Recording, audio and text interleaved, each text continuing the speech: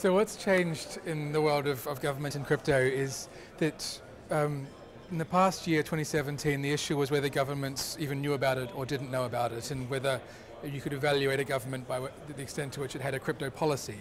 The big issue this year going forward is not just individual governments having policies or approaches, but whether the Treasury and the Labour Department and the Trade Department and all of the different departments of government all have a joined up policy to coordinate on, because if one of those things goes wrong, if one of those parts is missing, you've got a complete failure in the ability of the institutional ability of a country to be crypto friendly. An example of this is what happened in Korea, where you had the Treasury all in favor of crypto space, loving the idea of it, and the banking system or the Justice Department completely screwed that up. So the net result was that was a disaster for Korea.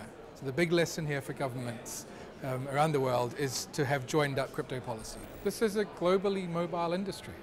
This resources move very, very easily. So the price you pay for being crypto unfriendly, for having mismatched crypto policy, is that those resources, that new industry will just simply move somewhere else and it's not coming back. Singapore is doing very well, Switzerland is doing well, Japan is doing very well, lots of Eastern Europe, parts of Eastern Europe are doing very well.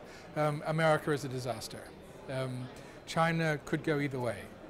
But this is, we're seeing a new world order emerge, or I think a new industrial order emerge around this space in terms of governments being able to compete in having good institutional frameworks. Look, there's lots of different aspects of this.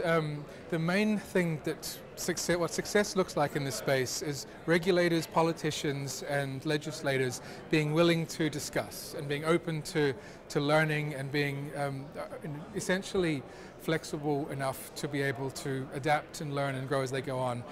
What disaster looks like is when they presume they already know how this industry is going to work, or they try and regulate based upon other industries, such as just taking existing banking regulation. I'm a little bit skeptical of these. I think we're sort of going to wait and see how this one unfolds. The ones that look good to me are the sort of asset-backed ones where you've got actual hard assets such as Treasury gold behind it. That kind of makes sense. But the broader point is I don't quite get the argument for why you would do this in the first place. I mean, the value of government money is you can pay taxes with it, right? So everything else is just free riding. So I'm not quite sure why you would hold a government-issued cryptocurrency. A cryptocurrency is by definition private money. So I think this is, I applaud the effort to learn about this space and for them to develop these ideas. I don't see the use case of a government cryptocurrency. The forum's been fantastic. I mean, as always, the forum, again, the second one here in Singapore, first one in New York, been fantastic experiences, a really great mix of startups, commercial organizations, sort of background investigation from crypto media and other sort of things. I thought the first day, the Sunday, that really looked at basically the physics and biology and deep history of the crypto space was inspiring and a real highlight.